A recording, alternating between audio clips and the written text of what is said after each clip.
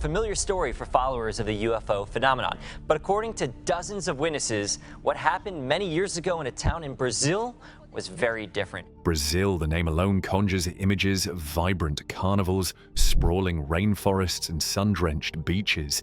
It's a country of immense scale, a geographical giant covering nearly half of South America. But beneath the familiar surface, beyond the postcard vistas, lies a realm of profound mystery, unsettling discoveries, and events that defy easy explanation. Ele planava, ia perdendo lentamente altitude e ia caminhando. It is a crashed vehicle that had beings on board. Brazil's sheer vastness seems to actively cultivate the strange hiding secrets in its dense jungles, its remote highlands, and even beneath the waves off its coast.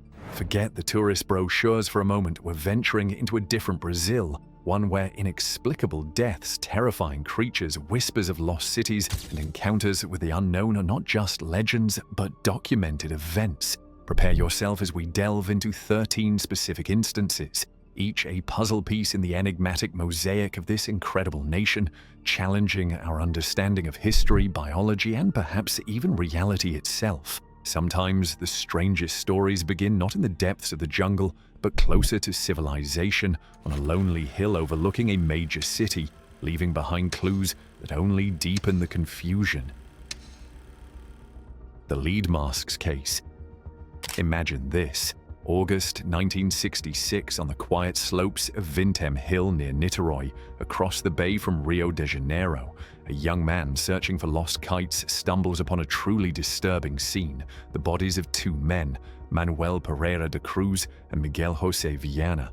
They weren't victims of a simple robbery or assault. The scene was far stranger. Both men were dressed immaculately in formal suits and waterproof coats. Beside them lay an empty water bottle, a small notebook, and most bizarrely crude lead masks covering their eyes, resembling makeshift radiation shields. There were no signs of a struggle, no obvious injuries. The notebook contained cryptic instructions: 1630, be at the agreed place. 1830, swallow capsules after effect, protect metals, await mask signal. What capsules, what effect, what signal? The autopsies, delayed by the workload at the local morgue, found no definitive cause of death, ruling out violence or readily identifiable poisons, though organ examination was impossible due to the state of decomposition. Theories exploded. Were Manuel and Miguel both electronic technicians with an interest in spiritualism and UFOs attempting contact with extraterrestrials? Did they believe the lead masks would protect them from radiation or some psychic force during a planned encounter? Some speculated they were involved in espionage, perhaps testing secret equipment. Others pointed towards spiritualist groups suggesting a ritual gone wrong or a deliberate otherworldly journey. Adding to the puzzle, witnesses reported seeing a bright orange UFO hovering near Vintém Hill around the time the men likely died. Was there a connection, or was it merely coincidence? Despite extensive investigation, the lead masks case remains officially unsolved. The specific capsules were never identified, the meaning of the note never deciphered.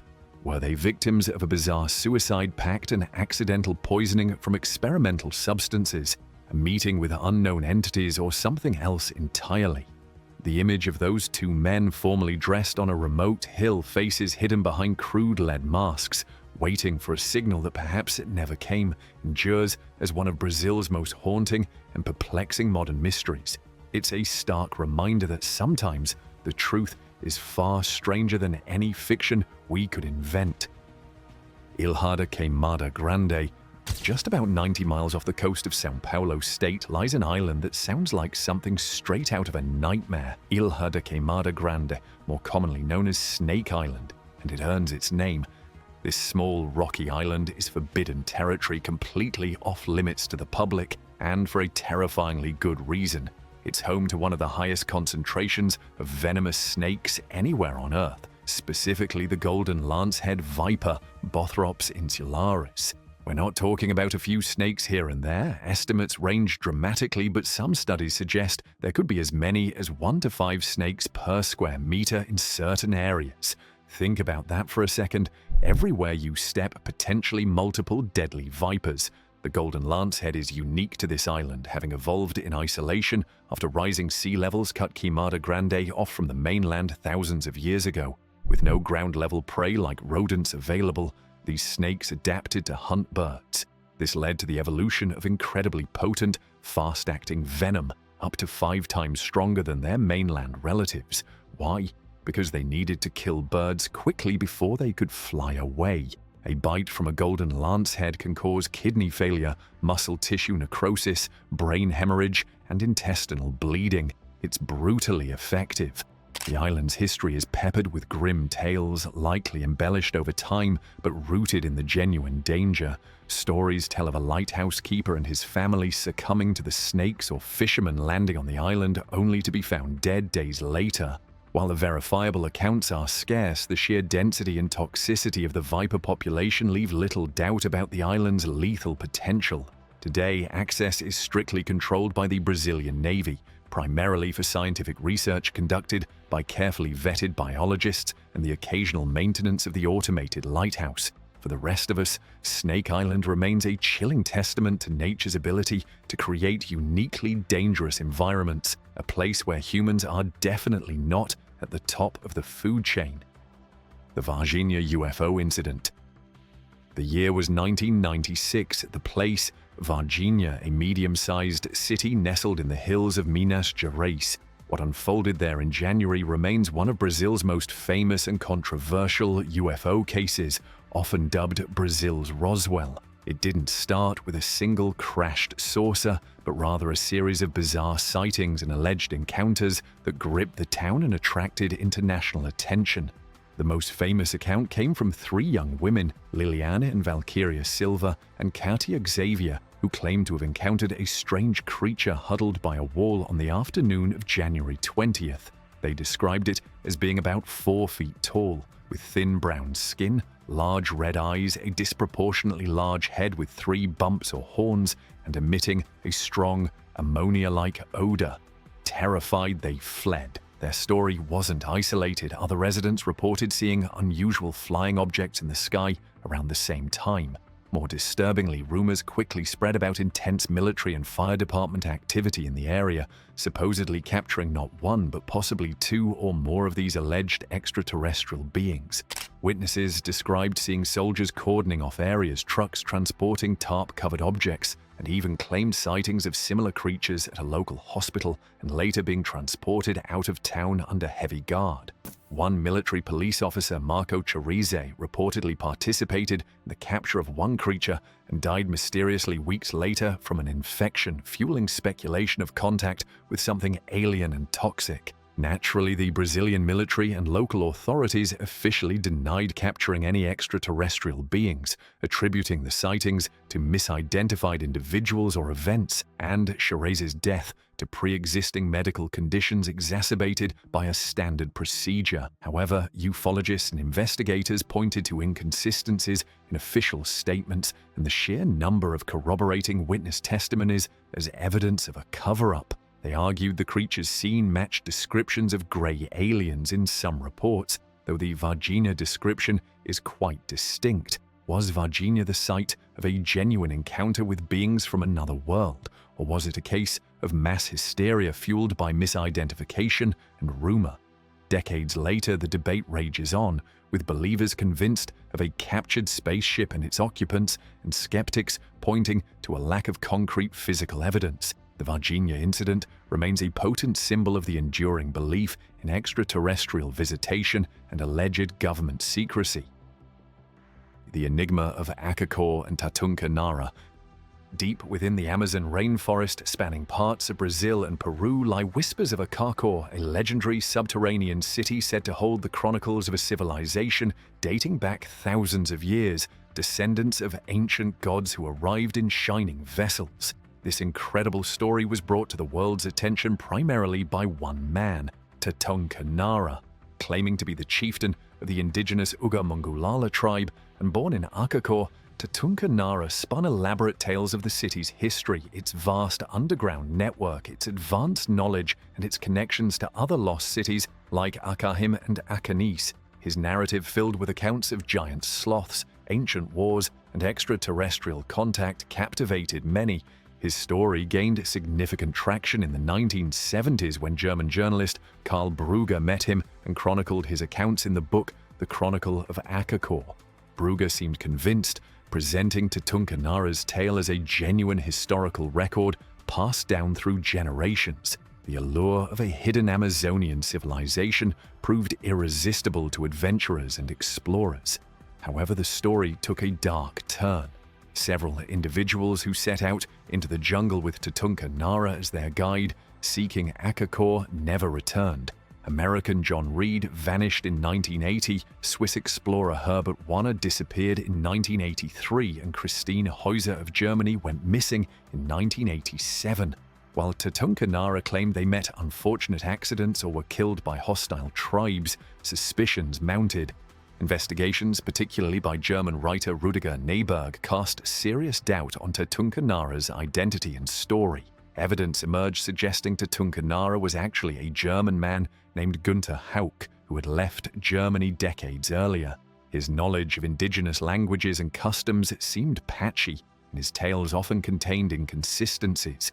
The alleged locations of Akakor remained elusive, and no verifiable proof of the subterranean city or the Uga Mongolala tribe, as described by him, ever surfaced. Was Tatunka Nara a genuine chieftain sharing ancient secrets, or a masterful impostor, potentially involved in the deaths of those who sought his mythical city? Karl Brugger himself was mysteriously shot dead in Rio de Janeiro in 1984, adding another layer of tragedy and intrigue. The legend of Akakor persists, a tantalizing blend of Amazonian mystery, indigenous lore, and potentially a deadly deception. Serra de Capivara's ancient art. Moving northeast to the arid Caatinga region of Piauí State, we find Serra de Capivara National Park, a UNESCO World Heritage Site that holds secrets far older than any legend of Akakor. This vast park isn't known for lost cities, but for something arguably more significant: one of the largest and oldest concentrations of prehistoric rock art sites in the Americas. Spread across hundreds of rock shelters are tens of thousands of individual paintings, some estimated to be incredibly ancient. The art itself is stunning, depicting complex scenes of hunting, rituals, dancing, daily life, and encounters with the diverse megafauna that once roamed the area. You can see depictions of giant armadillos, deer, capybaras, jaguars, and dynamic human figures engaged in various activities. But what truly sets Serra de Capivara apart and stirs significant scientific debate are the dating results obtained from archaeological excavations within these shelters. Led primarily by archaeologist Nied Guidon, researchers have uncovered charcoal fragments from hearths and pigments from the paintings themselves. Some of these findings have yielded dates suggesting human presence in the area as far back as 30,000, 50,000, or even potentially earlier. These dates are revolutionary, potentially shattering the long-held Clovis first theory, which posits that the first humans arrived in the Americas around 13,000 years ago via the Bering Land Bridge. If the Serra da Capivara dates are accurate, they imply that humans arrived in South America much, much earlier than previously thought, possibly via different migration routes, perhaps even by sea. This has profound implications for understanding the peopling of the continents. Naturally, these early dates are subject to intense scrutiny and debate within the archaeological community. Questions arise about the context of the dated materials. Could the charcoal have resulted from natural fires rather than human hearths? Are the associations between the dated layers and human artifacts secure? Despite the ongoing discussion, Serra de Capivara offers compelling visual evidence of a sophisticated prehistoric culture that thrived in this region for millennia. The vibrant, detailed paintings are a direct window into a deep past, challenging our timelines and reminding us how much we still have to learn about humanity's ancient journey across the globe. The Candiru fish. Deep within the murky waters of the Amazon River and its tributaries lurks a creature small in size but immense in reputation, the Candiru Vandellia cirrhosa. This tiny, translucent parasitic catfish, typically only a few inches long, has earned a fearsome notoriety, far exceeding its physical dimensions, primarily due to one gruesome, widely circulated claim that it can swim up the human urethra. The story usually goes like this: someone urinates while bathing in the river, and the candiru, allegedly attracted by the ammonia or urea in the urine, mistakes the urethral opening for the gills of a larger fish, its usual host, and swims inside, lodging itself with sharp, backward-pointing spines on its gill covers, making removal incredibly difficult and painful. It's a truly horrifying image, enough to make anyone hesitant about taking a dip in Amazonian waters. This reputation has made the candiru infamous, featured in documentaries and horror stories as one of the ultimate aquatic nightmares. But how much of this is fact, and how much is sensationalized myth? While the candiru is undeniably a parasite that feeds on the blood of larger fish by latching onto their gills, the evidence for it actively targeting and successfully invading human urethras is surprisingly scarce and highly debated among biologists and medical professionals.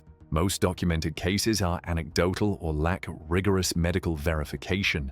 The single most cited modern case from Brazil in 1997 involved a man claiming a candiru swam up his urethra while he was urinating in the river, requiring complex surgery for removal. However, subsequent analysis of the account and the alleged circumstances has raised significant doubts about its plausibility, including the physics of the fish supposedly swimming against a urine stream and the inconsistencies in the patient's story.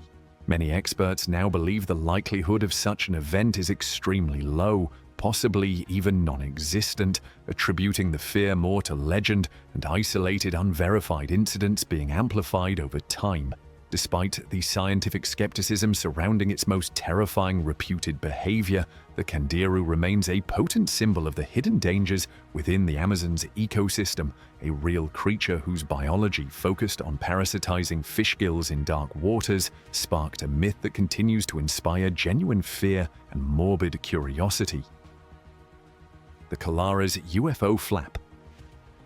The year 1977 brought a wave of terror and bewilderment to the small fishing community on Calares Island, located in the delta of the Amazon River in the state of Pará. For several months, residents reported intense and frightening encounters with unidentified flying objects, events collectively known as the Calares UFO flap. These weren't just distant lights in the sky. Witnesses described beams of light being directed at them from these objects, causing physical injuries. The phenomena became so widespread and panic-inducing that the local population referred to the lights as chupa chupa, meaning sucker sucker, believing the beams were draining their blood or energy. Reports detailed various types of aerial objects, some large and cylindrical, others smaller, intensely bright spheres flying silently or with a low hum, often at low altitudes. Victims claimed the light beams caused sensations of weakness, dizziness, paralysis, burning sensations, numbness, and left behind physical marks like puncture wounds, scoop marks, and skin discoloration. Dozens, possibly hundreds of people sought medical attention for these symptoms, overwhelming the small local clinic. The situation grew so serious that many residents fled their homes at night, sleeping outdoors in groups for safety, lighting bonfires, and setting off fireworks to ward off the mysterious lights. The sheer volume and consistency of the reports, coupled with the genuine panic and physical symptoms, prompted the Brazilian Air Force, FAB, to launch an official investigation codenamed Operação Prato, Operation Saucer. Led by Captain Wirange Hollander, a team spent several months in the region interviewing witnesses, collecting medical reports, and attempting to document the phenomena themselves. What they found was extraordinary. The Operation Saucer team managed to capture photographs and even film footage of unexplained lights and objects exhibiting non-ballistic movement. Declassified documents and Hollander's later interviews, before his controversial death ruled a suicide, revealed the military encountered phenomena they couldn't explain, observing lights that appeared to interact with investigators and exhibited speeds and maneuvers beyond known aircraft capabilities. While the official FAB reports concluded there was no definitive proof of extraterrestrial activity, acknowledging only unidentified aerial phenomena, the collected evidence, photos, film, and hundreds of detailed eyewitness accounts of attacks and injuries makes the Colares Flap one of the most compelling and unsettling large-scale UFO encounters ever documented, especially given the official military investigation it triggered. Uncontacted tribes of the Amazon. Deep within the vast, often impenetrable expanse of the Brazilian Amazon rainforest reside some of the last groups of people on Earth living in voluntary isolation from the outside world.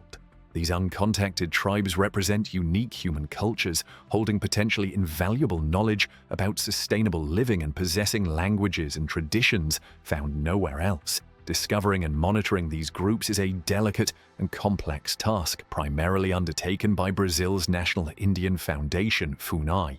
Using satellite imagery, aerial flyovers, and occasional ground expeditions that strictly avoid direct contact, FUNAI seeks to confirm the existence of these isolated communities and protect their territory. The mystery surrounding these tribes is profound. We know very little about their specific languages, social structures, belief systems, or histories. What we glimpse from fleeting aerial photographs or signs found on the ground, communal dwellings, malokas, cleared garden plots, footprints, temporary shelters, offers only fragments of their lives. They are often nomadic or semi-nomadic, moving through vast territories vital for their hunting, fishing, and gathering practices. Their isolation is often a deliberate choice, sometimes born from violent and traumatic encounters with outsiders, loggers, miners, ranchers, even missionaries in the past. They have witnessed disease and destruction following contact and actively avoid interaction. Protecting these groups is fraught with challenges. Their lands are constantly under threat from illegal logging, mining, drug trafficking, and agricultural encroachment activities that destroy their environment and risk forcing unwanted, often devastating, contact. Disease is perhaps the greatest danger. Lacking immunity to common illnesses like influenza or measles, even brief contact with outsiders can trigger epidemics that wipe out entire communities. This creates a profound ethical dilemma. How do you protect people who do not wish to be contacted, whose very survival depends on their isolation, while respecting their right to self-determination and safeguarding them from external threats encroaching on their territory? FUNAI's policy is generally one of non-contact unless a group is in imminent danger, focusing instead on demarcating and protecting their lands from invasion. The existence of these uncontacted peoples serves as a poignant reminder of the cultural diversity we risk losing and the complex ethical responsibilities involved in navigating the frontiers between vastly different worlds within the borders of a single nation. The boiling river. Venturing into the Amazonian rainforest, specifically in the central Peruvian highlands, but intrinsically linked to the vast shared ecosystem and mystique that includes Brazil, we encounter a truly astonishing natural phenomenon, the Chanay Timpishka, the boiling river. This isn't a small hot spring, it's a genuine river stretching for over 4 miles, about 6.4 kilometers, reaching widths of up to 80 feet, 25 meters, and depths of around 20 feet, 6 meters. And its water is incredibly hot, averaging around 187 degrees Fahrenheit, 86 degrees Celsius, hot enough to brew tea, cook small animals that fall in, and cause severe third-degree burns to humans almost instantly. For generations, this river was considered a legend among the local Ashaninka people, a sacred site shrouded in myth. The existence of such a large non-volcanic geothermal river system puzzled scientists. Typically, boiling rivers are directly associated with active volcanoes, but the nearest one is over 400 miles away. So what heats this incredible volume of water? Research, notably spearheaded by geoscientist Andres Russo, who initially heard about the river from his Peruvian grandfather, suggests the heat source is terrestrial, not volcanic. The hypothesis is that water falls as rain, seeps deep into the Earth's crust through fault lines, gets heated by the planet's geothermal gradient, the natural increase in temperature with depth, and then rushes back to the surface through fault-fed hot springs at an unusually high flow rate, creating the boiling river we see.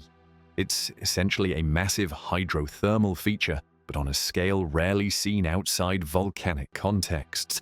Local shamans and communities hold the river sacred, believing it's protected by powerful spirits, including Yakumama, the mother of the waters, often depicted as a giant serpent spirit. They use its waters cautiously for cooking, brewing traditional medicines, and rituals, understanding its power and inherent danger.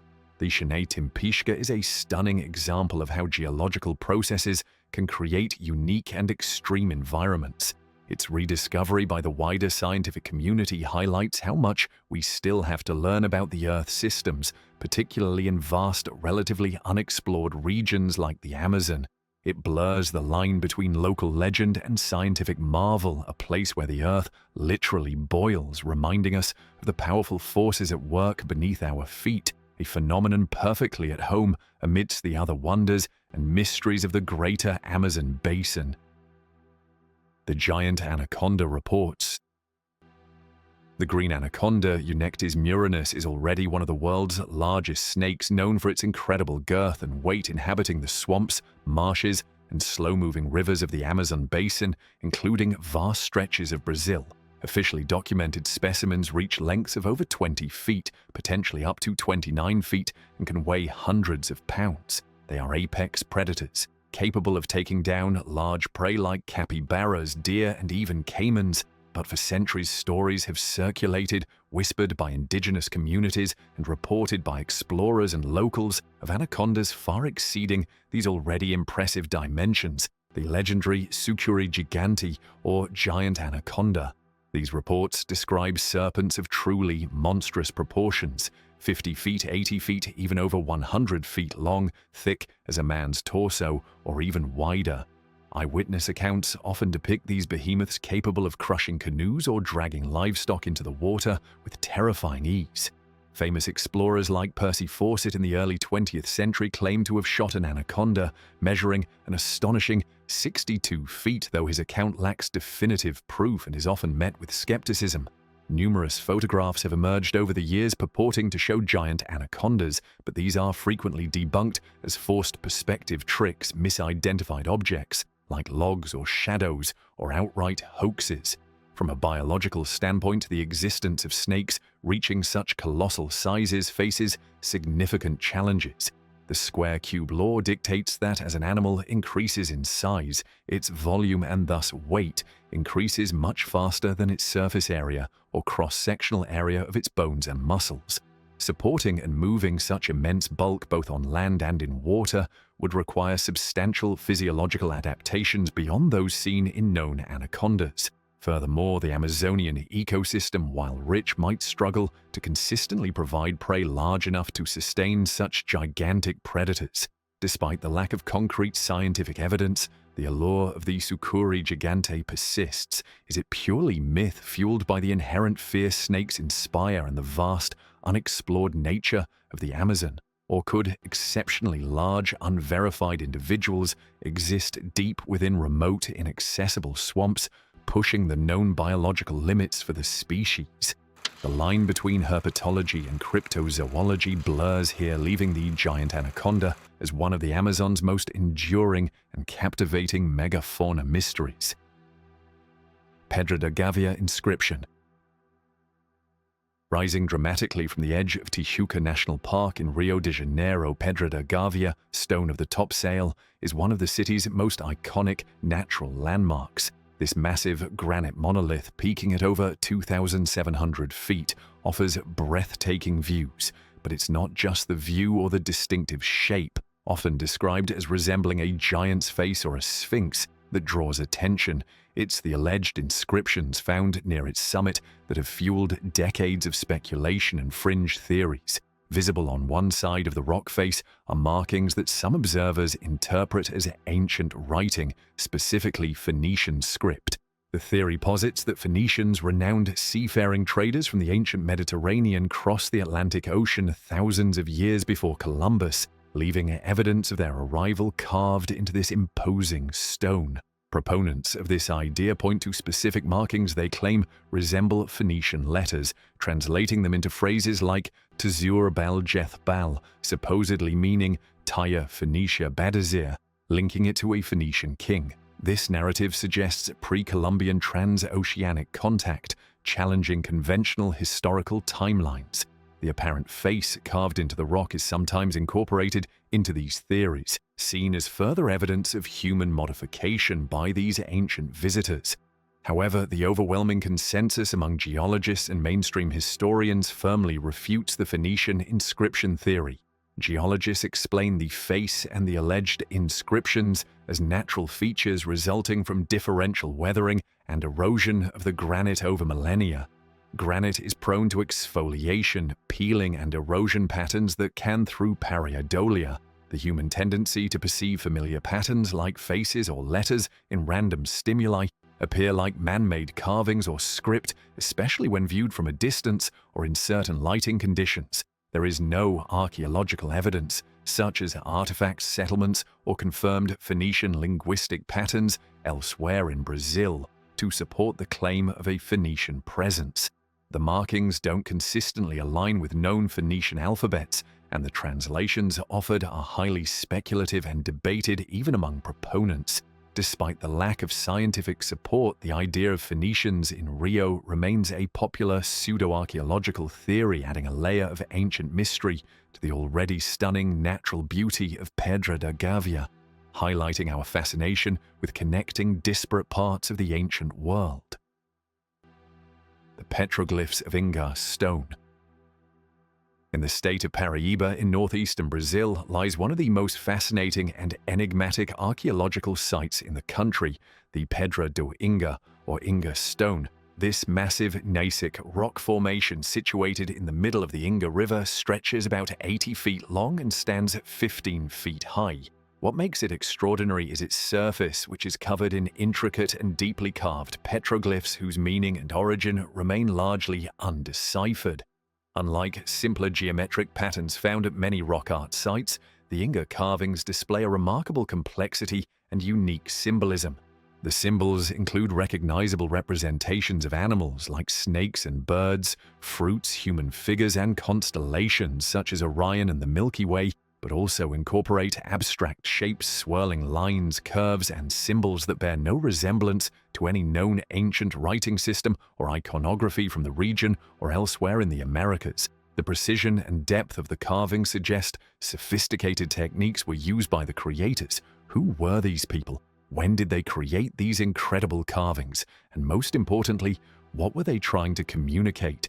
Numerous theories have been proposed over the years. Some researchers suggest the carvings represent mythological narratives, astronomical records tracking celestial events, genealogical information, warnings, or maps. Others venture into more fringe territory, suggesting links to lost civilizations, extraterrestrial visitors, or even ancient scripts from distant lands like Egypt or the Indus Valley, though these lack supporting archaeological evidence. The unique nature of the symbols makes comparison difficult. Dating the carvings is also challenging, but they are generally believed to be prehistoric, potentially thousands of years old, created by indigenous cultures that inhabited the region long before European contact. The civilization responsible remains unknown, their language lost to time, leaving the Inga stone as a silent, captivating testament to their worldview and artistic capabilities. It stands as a profound archaeological puzzle, inviting endless interpretation but guarding its secrets closely, a stunning example of Brazil's deep and mysterious pre-Columbian past. The Paleo-llama discovery. When we think of llamas and their relatives, we typically picture the high Andes Mountains. So imagine the surprise when fossil remains of Paleo-llama, an extinct genus of large camelids closely related to modern llamas and guanacos, started turning up in unexpected places across Brazil far from the Andes. Discoveries have been made in various regions, including caves in Minas Gerais and, perhaps most intriguingly, within submerged cave systems in the state of Bahia in northeastern Brazil. Finding these remains in underwater caves alongside fossils of other extinct megafauna like giant sloths and saber-toothed cats offers a fascinating glimpse into Brazil's Pleistocene past. Paleo-llama species were generally larger and more robust than modern llamas, adapted to different environments. Their presence in areas like Bahia, which today features caatinga, semi-arid vegetation, and Atlantic forest remnants, indicates that Brazil's climate and ecosystems were dramatically different during the last ice age, Pleistocene epoch, ending roughly 11,700 years ago. These regions likely supported grasslands or savanna-like environments capable of sustaining herds of these large herbivores, a stark contrast to the landscapes found there now. The discovery of Paleolama fossils helps paleontologists reconstruct these vanished ecosystems and understand the prehistoric biodiversity of South America beyond the traditionally studied Andean or Patagonian regions.